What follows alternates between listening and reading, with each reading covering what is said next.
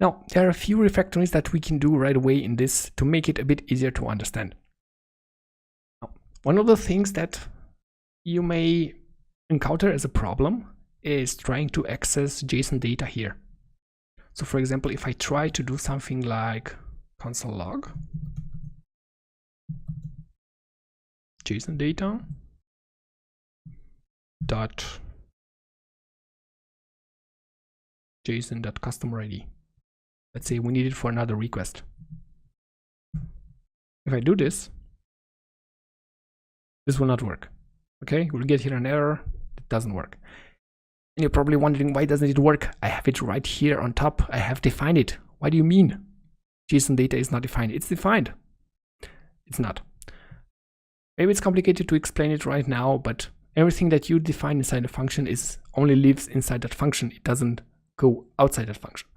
So if you want to access something here, you need to do something like this. But this is a lot of redundant code, and it really doesn't make a lot of sense to have it like that. And what you can actually do is, right after you check the status code is 200, you can do something like this. And then you can remove this,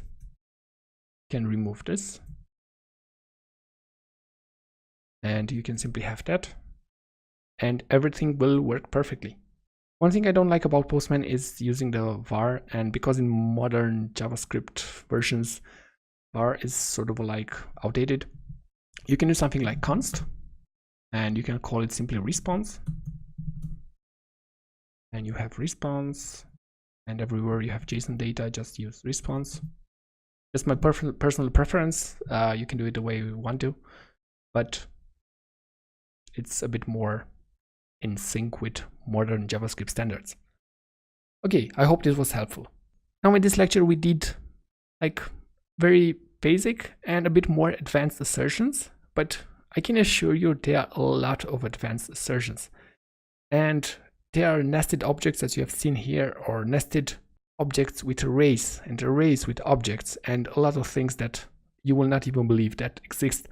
And for that reason, in the Postman, the complete guide to REST API tested, I created a section only on advanced assertions. So if you have like really advanced assertions that you need to do on your API, well, I would highly recommend that you have a look at that section in the course.